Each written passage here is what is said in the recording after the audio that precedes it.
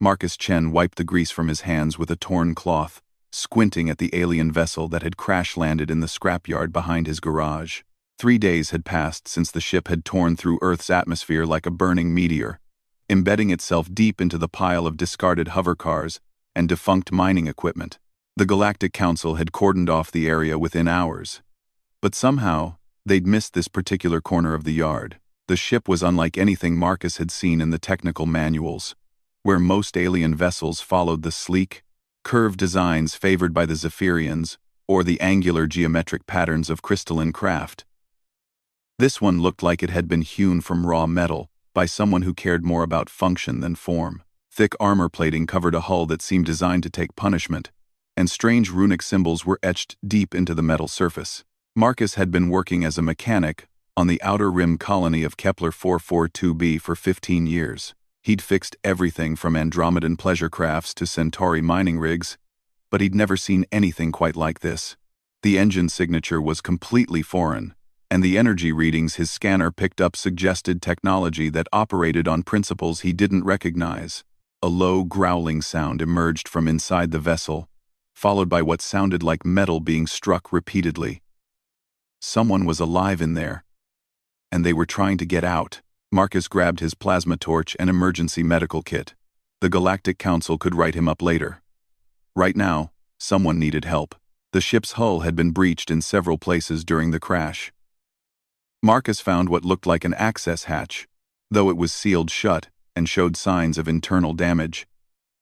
The metal around the seal had warped from heat, probably from an overloaded power core. He'd seen similar damage on ships that had pushed their engines beyond safe limits.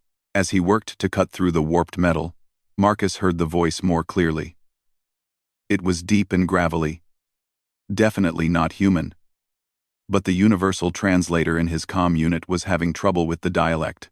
He caught fragments, something about engines and power coupling, and what might have been cursing in a language that sounded like rocks grinding together. The plasma torch finally cut through the last of the damaged seal, and the hatch swung open with a hiss of escaping atmosphere. The smell that hit Marcus was immediately familiar. Burned electronics, leaking coolant, and the distinctive ozone scent of an overloaded fusion core. But underneath that was something else. Something organic and wild that made the hair on his arms stand up. A figure emerged from the shadows of the ship's interior, and Marcus had to resist the urge to step back. The being was roughly humanoid, but clearly not human. It stood about 4 feet tall, with a powerful, compact build that suggested incredible strength. Its skin was covered in what looked like short, dark fur, and its face was distinctly lupine, with a pronounced muzzle filled with sharp teeth. Amber eyes regarded Marcus with a mixture of suspicion and desperation. The alien's clothing was practical rather than decorative. A leather vest reinforced with metal plates, thick boots that looked capable of kicking through steel, and tool belts that carried equipment Marcus didn't recognize.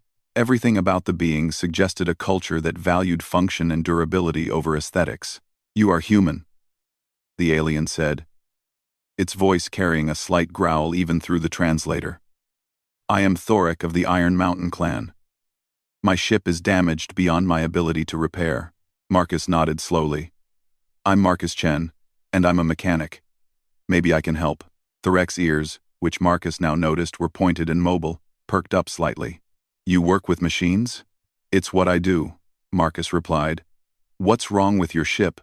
The alien gestured toward the interior of the vessel with obvious frustration. "The quantum flux regulator has failed. The primary power coupling has been severed. The navigation array is completely destroyed. My people build ships to last, but this one has taken damage that would require a full shipyard to repair properly."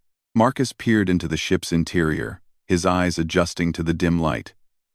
What he saw made him whistle low under his breath. The technology was definitely advanced, but it was unlike anything in the standard galactic databases. Where most alien ships used smooth, integrated systems, this vessel's components were built like pieces of heavy machinery. Everything was oversized, robust, and designed to be repaired rather than replaced. "Your people build things tough," Marcus observed. "The void is harsh," Thoric replied simply. "Our ships must survive." what others cannot. Marcus climbed into the ship, his engineer's eye automatically cataloging the damage. The quantum flux regulator was indeed fried, its crystal matrix showing the telltale fracture patterns of massive power overload. The power coupling had been cleanly severed, probably by debris during the crash. But the navigation array, that was interesting. This isn't crash damage, Marcus said, examining the navigation console. Someone sabotaged this system. Thorek's expression darkened, his lips pulling back to reveal more of those sharp teeth. I suspected as much. There are those among the council races who do not wish my people to succeed in our current mission. What mission? The alien hesitated for a moment, then seemed to reach a decision. My clan has developed a new form of defensive shielding technology. It could revolutionize ship protection throughout the galaxy. We were bringing it to the council for evaluation when we were attacked. Marcus felt pieces clicking into place. Someone doesn't want this technology to reach the council. Correct.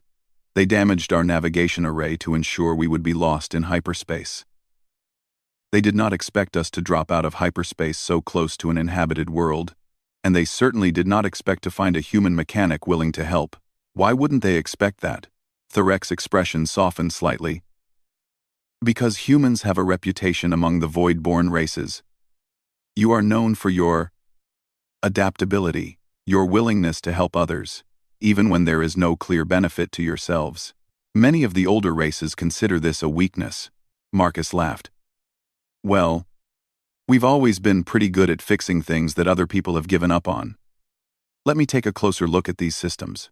Over the next several hours, Marcus worked his way through the ship's damaged components. The quantum flux regulator was beyond repair with the equipment he had available, but he thought he might be able to jury-rig a replacement using parts from his shop. The power coupling was actually the easy part. He'd seen similar designs in old Earth military equipment. The navigation array was the real challenge. Whoever had sabotaged it knew exactly what they were doing. They'd introduced a cascade failure that had burned out not just the primary navigation computer, but also the backup systems and even the emergency beacon. Your saboteur was thorough, Marcus said, emerging from underneath the navigation console, with his hair singed and his clothes covered in soot. They didn't just want to strand you. They wanted to make sure you couldn't call for help. Thorek's growl was low and continuous now, a sound that made Marcus think of barely contained violence. When I discover who was responsible, they will learn why my people are called the Iron Mountain Clan. Right now, let's focus on getting you back in space, Marcus said. I think I can fix this, but it's going to require some creative engineering. You can repair systems that my own engineers declared impossible to fix? Marcus grinned. Impossible is just another word for nobody's figured out how to do it yet. Give me a day or two, and let me see what I can come up with. Thorek studied Marcus for a long moment, those amber eyes seeming to look right through him. Why are you willing to help me? You do not know me or my people. For all you know, I could be a criminal fleeing justice. Marcus considered the question seriously. Well, first off, criminals don't usually crash land in my scrapyard asking for help fixing their ships. Second, I can tell the difference between battle damage and sabotage, and this was definitely sabotage. Third, he paused, trying to put his thoughts into words. I became a mechanic because I like fixing things, making something work that was broken. There's something satisfying about taking a pile of damaged parts and turning them back into something useful. And fourth?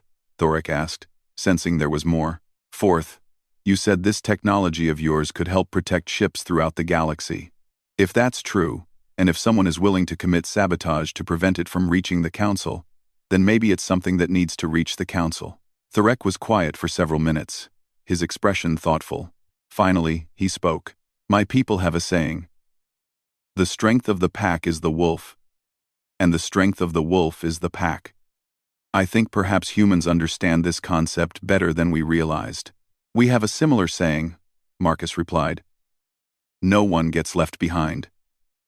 As the artificial sunset began to paint the sky in shades of orange and purple, Marcus and Thorek worked together to move the most critical damaged components to Marcus's workshop. The alien's strength was impressive. He could lift pieces of equipment that would have required a hover lift for Marcus to move. But more than that, Marcus was struck by Thorek's intelligence and technical knowledge. "Your people are natural engineers," Marcus observed as they carefully extracted the damaged quantum flux regulator. "Necessity," Thorek replied. "Our homeworld is harsh. Extreme, cold, violent storms. Predators that can tear through metal. Our technology must work perfectly, or we die." Sounds like a place that would produce tough people. It does, but it also produces people who understand the value of cooperation. A lone wolf dies in the cold. A pack survives anything. As they worked, Marcus found himself increasingly impressed by the aliens' engineering philosophy. Where most galactic civilizations seem to favor elegant, complex solutions, Thorek's people built things that were robust, modular, and repairable. Every component was designed to be maintained and upgraded rather than replaced. "This is brilliant," Marcus said, examining the internal structure of what Thorek called a power distribution node. "This whole system can be field-stripped and rebuilt with basic tools. Our ships often operate far from any support infrastructure," Thorek explained. "We must be able to repair anything that breaks, using only what we carry with us. That's exactly the kind of thinking that's going to help us fix your ship." As they carried the last of the critical components into Marcus's workshop, Thorek paused at the entrance, looking around at the organized chaos of tools, parts, and half-finished projects that filled the space. "This place," he said slowly, "it feels like home." Marcus looked around his workshop with fresh eyes, seeing it from the perspective of an alien who valued function and durability over aesthetics. The workbenches were scarred from years of use but solid and reliable. Tools hung within easy reach, organized by function rather than appearance. Half-dismantled machines occupied every available surface, each one a puzzle waiting to be solved. "I guess it does feel like a place where real work gets done," Marcus agreed. Thorek moved through the workshop, his engineer's eye cataloging the various projects and equipment. He paused at a workbench, where Marcus had been rebuilding the engine for an old atmospheric fighter. "This design," Thorek said, studying the engine components, "it is similar to something my people might build. Simple, robust, effective. That's an old Earth military engine," Marcus explained. "Built during the resource wars, back before we made contact with the galactic community. It's designed to keep running even when it's been shot full of holes. Your species has experience with warfare." "More than we'd like," Marcus admitted. "But it taught us some valuable lessons about building things that work when everything else is falling apart." "Arcus," Thorek nodded approvingly. "These are lessons my people understand well." As the evening progressed, Marcus found himself learning as much from Thorek as he hoped to teach.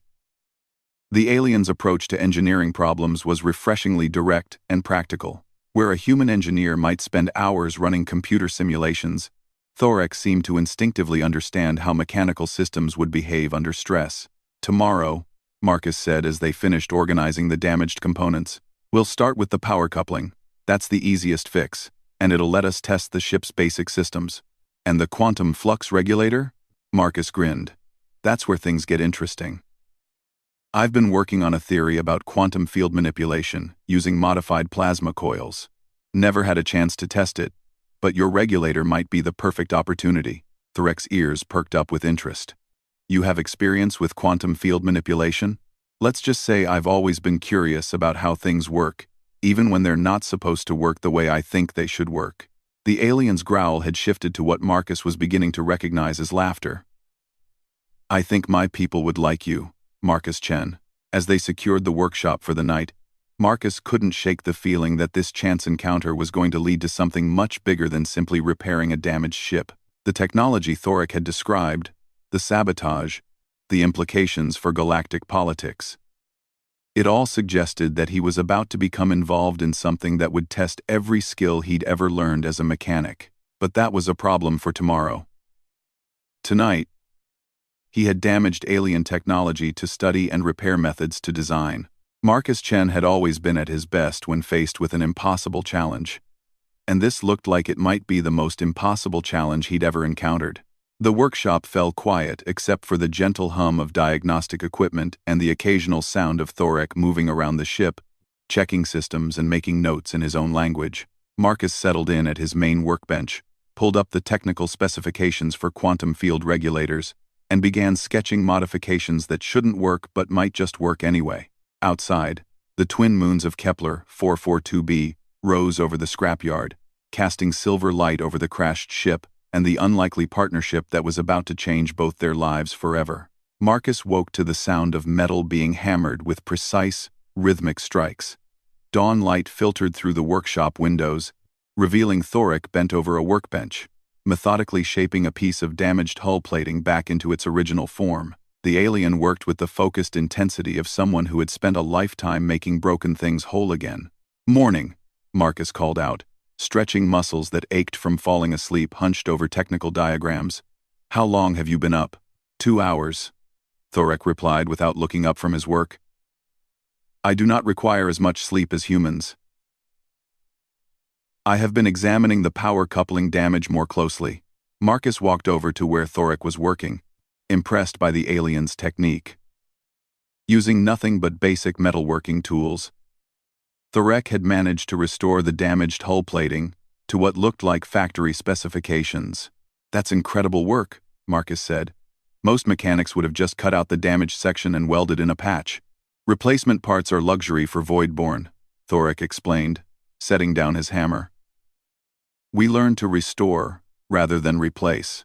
Marcus nodded, filing away another piece of information about Thorek's people. Everything he learned suggested a culture that had been shaped by scarcity and harsh conditions, where wasting resources meant death and every tool had to serve multiple purposes. "I've been thinking about your power coupling problem," Marcus said, moving to his own workbench where he'd spent the night sketching modifications. "The damage is clean, but the power load specifications are unlike anything in standard galactic databases. Our power systems operate on different principles than most council races," Thorek acknowledged. "We use what you might call brute force engineering.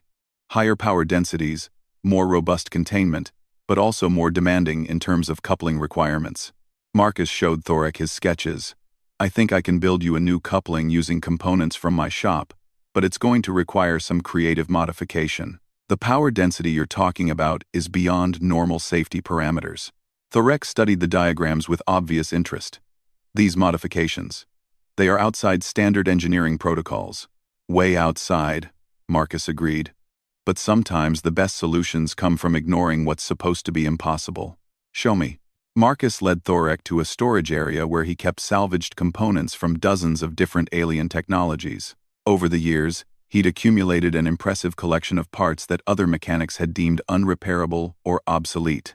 "The trick," Marcus explained as he pulled components from various bins, "is understanding that every technology is just a different solution to the same basic problems. Energy storage, power transmission, structural integrity, environmental control. The specific methods change, but the underlying principles remain constant." He selected a power coupling assembly from an old Andromedan freighter, its crystal matrix still intact, despite obvious damage to the external housing. Next came regulation components from a Centauri mining rig, built to handle massive power fluctuations. Finally, he pulled out a piece of Earth military hardware that had been designed for battlefield repairs. "You're going to combine technologies from 3 different species?" Thorek asked, his voice carrying a note of what might have been admiration or concern.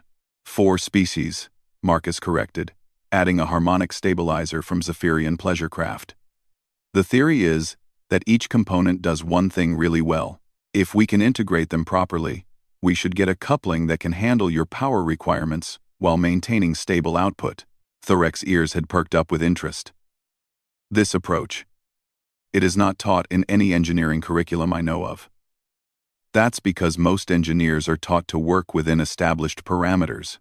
But sometimes you need to work outside those parameters to solve a problem that nobody's solved before." They spent the morning carefully disassembling the various components, with Marcus explaining his reasoning for each modification. Thorek proved to be an excellent student, asking insightful questions and offering suggestions based on his own understanding of power systems. "Your people's engineering philosophy," Marcus said as they worked, It's actually perfect for this kind of project. Most galactic engineers would be horrified at the idea of combining incompatible technologies.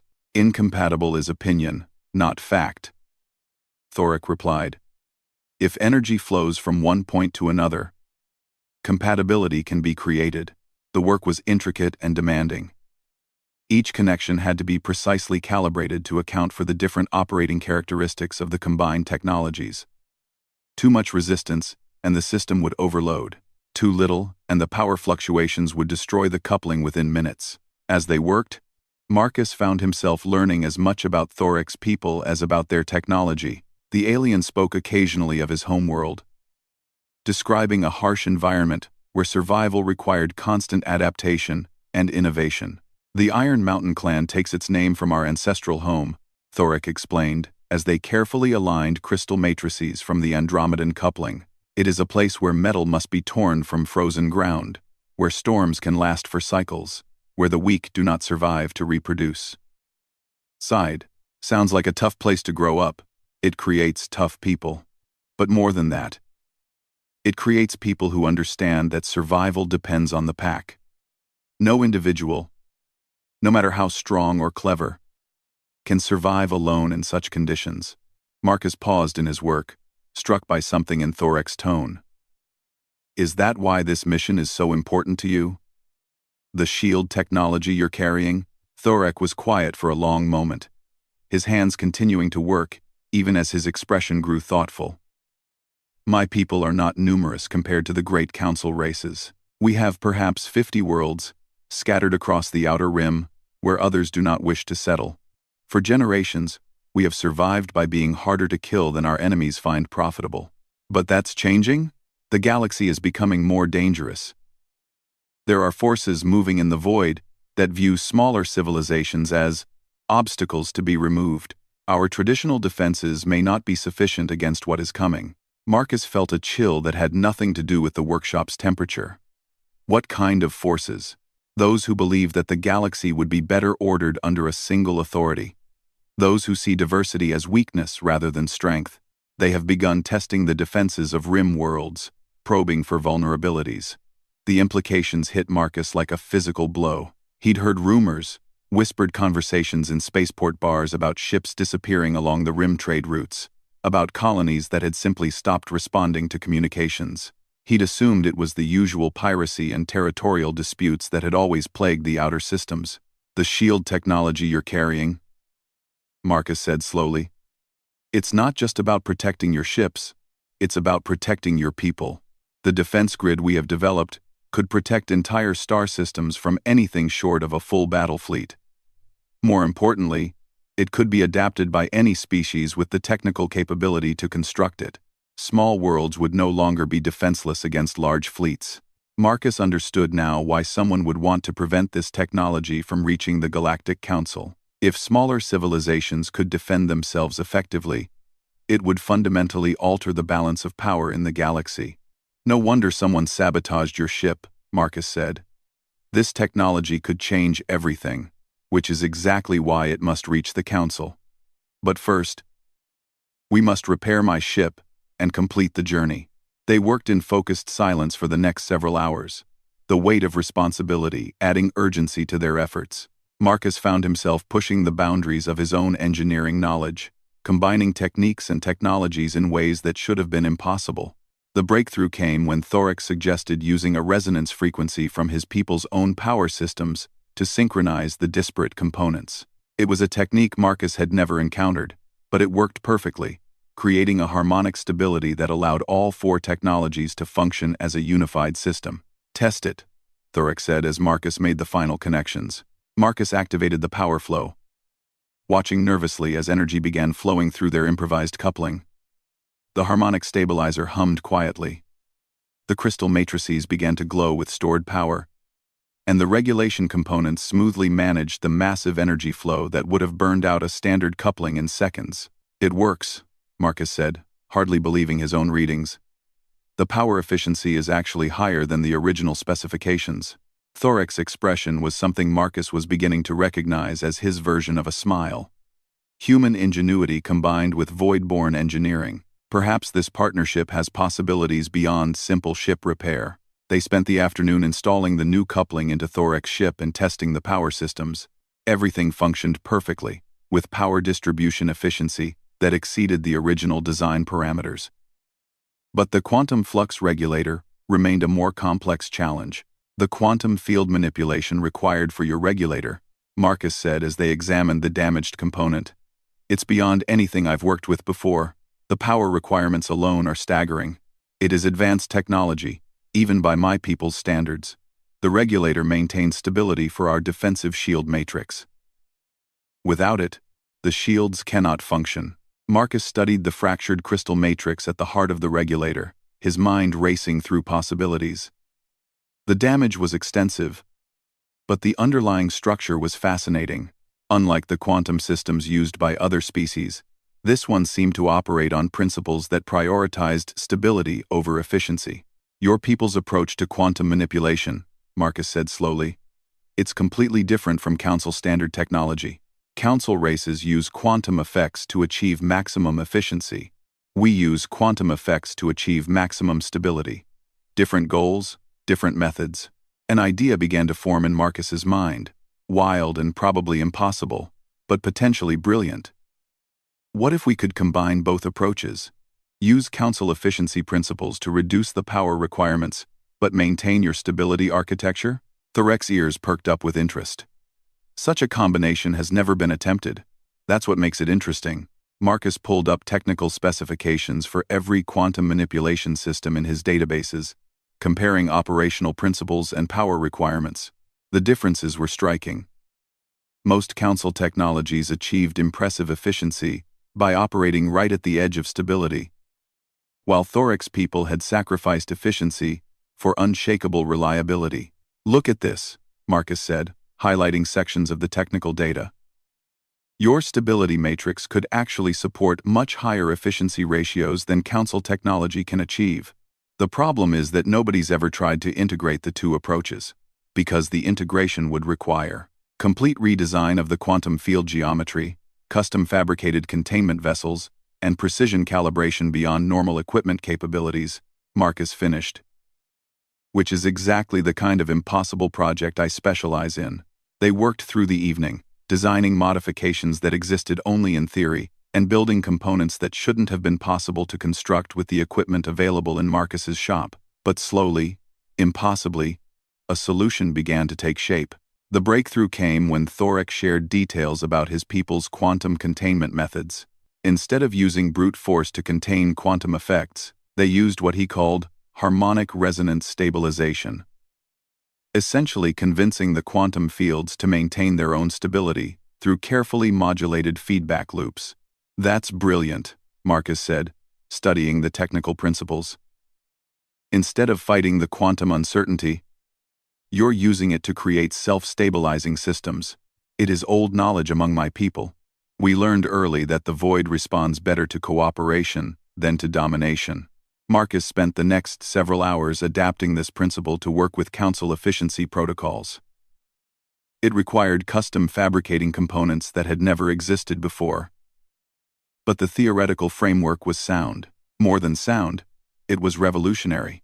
If this works, Marcus said as they assembled the modified regulator, it's not just going to fix your ship.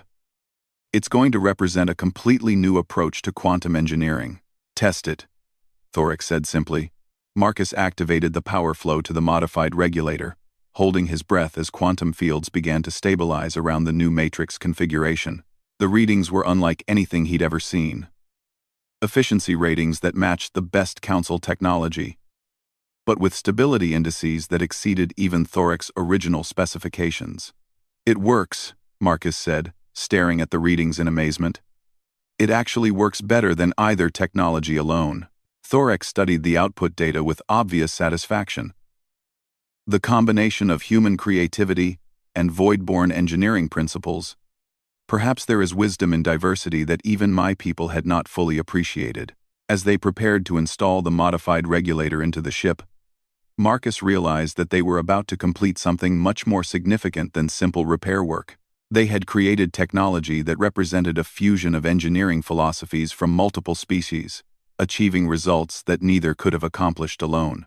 Tomorrow, Marcus said, we tackle the navigation array. After what we've accomplished today, I'm beginning to think that might actually be the easy part. Thorek's growl laugh filled the workshop. I am beginning to understand why humans have such a reputation for achieving the impossible. As they secured the workshop for the night, Marcus looked at the collection of improvised, modified, and completely reimagined technologies they had created over the past 2 days. None of it should have worked according to standard engineering principles, but all of it worked better than the original designs. Maybe that was the real lesson here. Sometimes the best solutions came not from following established rules, but from understanding the underlying principles well enough to write new rules when the old ones weren't sufficient. Outside, the binary star system's smaller sun was setting, painting the scrapyard in shades of gold and amber. Tomorrow would bring new challenges. But Marcus found himself looking forward to them. For the first time in years, he was working on something that felt truly important, something that might make a real difference in the galaxy. And he was doing it alongside someone who understood that the best engineering wasn't just about making things work. It was about making things work better than anyone thought possible. The navigation array proved to be even more complex than Marcus had anticipated. When he and Thorek began dismantling the sabotage system on the third morning, they discovered that the damage went far deeper than simple component failure. The saboteurs had introduced a cascade virus that had systematically corrupted every piece of navigation software in the ship's computer core. This is sophisticated work, Marcus said, studying the corrupted code sequences. Whoever did this didn't just want to strand you. They wanted to make sure you could never find your way home. Thorek's growl was low and dangerous. They underestimated both my people's determination and human ingenuity. Marcus had spent the night researching navigation principles used by various galactic civilizations. What he'd discovered was fascinating and troubling in equal measure. Most species relied on standardized navigation protocols established by the Galactic Council, which meant that anyone with access to those protocols could potentially sabotage any ship in the galaxy. Your people use a different navigation system, Marcus observed, examining the ship's star charts. These constellations and reference points don't match anything in the standard databases. We learned early not to depend entirely on council systems, Thorek explained. Our navigation relies on stellar landmarks that only Voidborn know, combined with quantum resonance markers that we establish along our trade routes. Quantum resonance markers? Small devices that we leave in space, hidden among asteroids or in the outer reaches of star systems. They emit specific quantum signatures that our navigation systems can detect across several light years. Even if our primary navigation fails, we can always find our way home by following the resonance trail. Marcus felt pieces clicking into place. That's why the sabotage was so extensive. They had to destroy not just your primary navigation, but also your ability to detect these quantum markers. Correct. Without both systems, we are truly lost. But as Marcus studied the damaged navigation array more carefully, he began to notice something the saboteurs might have missed. Hidden deep within the ship's secondary systems was a backup navigation computer that operated on completely different principles from the main array. What's this system? Marcus asked, tracing power conduits that led to a heavily shielded compartment near the ship's core. Thorek's expression grew guarded. Emergency navigation. It is. Not something we discuss with outsiders. I'm trying to help you get home, Marcus pointed out. At this point, I think I qualify for whatever information you're willing to share. Thorek was quiet for several minutes, clearly wrestling with conflicting loyalties. Finally, he made a decision. The emergency navigation system is based on quantum entanglement with our homeworld. As long as the quantum-paired crystals remain stable, we can determine our approximate position relative to home space, regardless of conventional navigation systems. Marcus stared at Thorek in amazement. You have functional quantum entanglement navigation? That's theoretical technology. The Council has been trying to develop it for decades. My people have always been practical engineers. We develop what we need, not what makes interesting research papers. Marcus examined the emergency navigation system with growing excitement.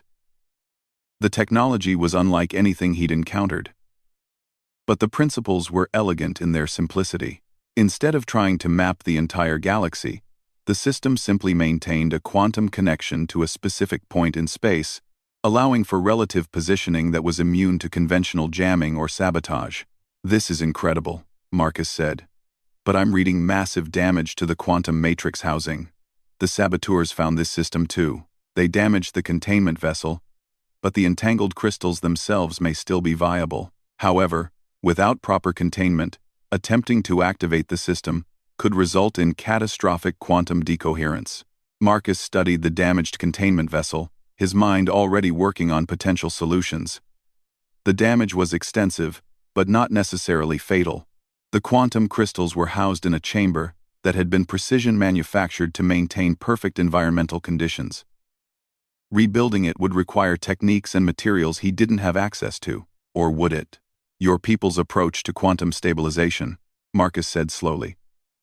"The harmonic resonance methods we used for the flux regulator. Could those same principles be applied to quantum entanglement containment?" Thorek's ears perked up with interest. "Theoretically, yes. But the precision requirements would be extraordinary. The slightest miscalibration could destroy the quantum entanglement permanently. What if we don't try to rebuild the original containment system? What if we build something completely different that achieves the same goal?" Marcus spent the next hour sketching out a design that combined human materials science with Thorek's quantum stabilization principles. Instead of using a single, perfect containment chamber, he proposed a modular system that used multiple smaller chambers linked by harmonic resonance fields. "This approach," Marcus explained, "distributes the quantum stability requirements across multiple nodes. If one chamber experiences problems, the others can compensate through resonance feedback." Thorek studied the design carefully. Such a system would be more stable than the original design. But building it would require precision manufacturing capabilities beyond what we have available. "Maybe not," Marcus said, leading Thorek to a storage area he hadn't shown the alien before. "I've been collecting interesting projects for 15 years. Some of them might surprise you." Hidden under protective covers were pieces of equipment that Marcus had acquired over the years but never had opportunity to use. Precision molecular fabricators salvaged from derelict research stations, quantum field generators from experimental council projects, even a few pieces of ancient technology whose origins he'd never been able to identify. "You have a molecular fabricator?" Thorek asked, staring at the equipment in amazement. "3 of them, actually, different makes and models. I keep meaning to rebuild them into something useful, but I never had a project that seemed worth the effort. This project is worth the effort." They spent the day carefully rebuilding and calibrating the molecular fabricators, combining human technical manuals with Thorek's intuitive understanding of quantum mechanics. The work was painstaking and demanding, requiring precision measurements and constant recalibration of quantum field parameters. But slowly, impossibly, the new containment system began to take shape. Instead of a single monolithic chamber, they built a network of interconnected quantum stabilization nodes, each one capable of maintaining its own local field stability while contributing to the overall system performance. The real test came when they attempted to transfer the entangled quantum crystals from the damaged original containment to their improvised replacement system. The crystals themselves were beautiful objects, perfectly clear and somehow seeming to contain their own internal light. "These crystals," Marcus asked as they prepared for the transfer, "how exactly does the quantum entanglement work?" "Each crystal is paired with an identical crystal on our homeworld," Thorek explained. "When one crystal changes quantum state, its pair instantly changes to the corresponding state regardless of distance. By modulating the quantum states in precise patterns, we can determine our position relative to the home crystal. And if we break the entanglement, then we are truly lost. There is no way to re-establish the connection across galactic distances." The transfer process required perfect coordination and absolute precision. Marcus and Thorek worked together, using delicate manipulator arms to move the quantum crystals while maintaining the exact environmental conditions necessary to preserve their entangled states. The moment of truth came when they activated the new containment system. For several seconds, nothing happened. Then, slowly, the quantum field readings began to stabilize. showing the characteristic patterns that indicated successful entanglement maintenance. "It works," Marcus said, hardly daring to believe the readings. "The entanglement is stable." Thorek activated the navigation protocols, and for the first time in days, his ship's navigation display showed their current position relative to his homeworld. "We have navigation," he confirmed. "The quantum link is strong and stable. Thanks for watching." But as they ran diagnostic tests on all the repaired systems, Marcus noticed something troubling in the long-range sensor readings. "Thorek, are you seeing what I'm seeing on the approach vector displays?" Thorek's expression darkened as he studied the sensor data. 3 ships, approaching at high speed on an intercept course. Configuration matches Council enforcement vessels. But that's good news, right? If they're Council ships, they can help escort you safely to the Council chambers. "No," Thorek said grimly. "Those are not Council ships coming to help. Notice the approach pattern and the energy signatures. Those are the same ships that attacked us in hyperspace."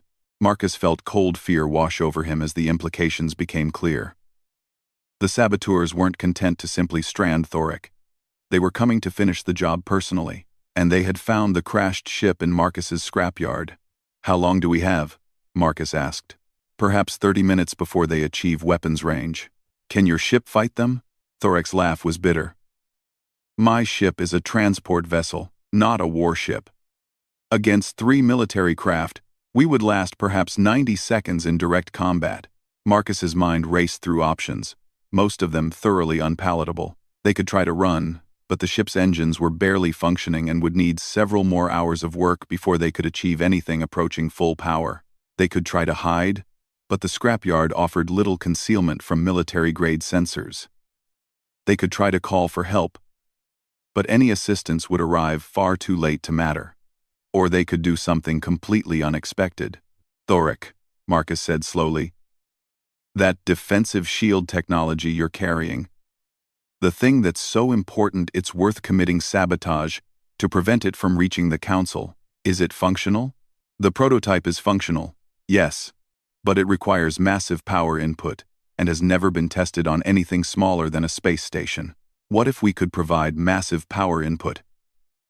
What if we could adapt it to work on a single ship?" Thorek stared at Marcus in amazement. "You want to test experimental defensive technology against military attack craft? That is either brilliantly brave or completely insane." "Probably both," Marcus admitted, "but it's the only chance we have."